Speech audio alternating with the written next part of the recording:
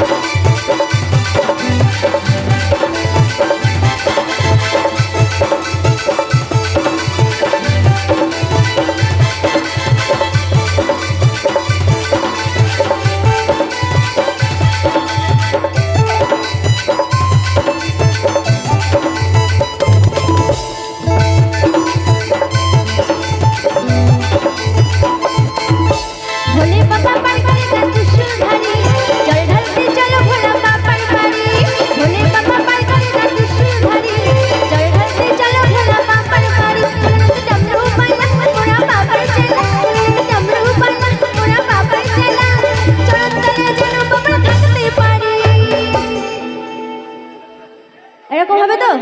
ওরে বাবা, ওরা পাগল হয়ে গেছে। তাই কি বলছে? ভোলে বাবা পার করেগা ত্রিশূলধারী, জল ঢালতে চলো ভোলা বাবার বাড়ি। জল ঢালতে চলো ভোলা বাবার বাড়ি। জল ঢালতে চলো ভোলা বাবার বাড়ি।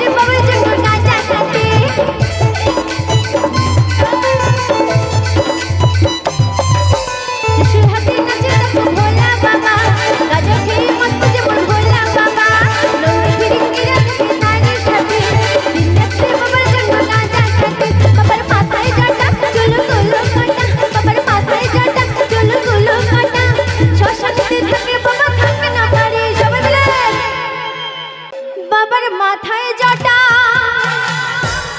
চুলগুলো কাটা,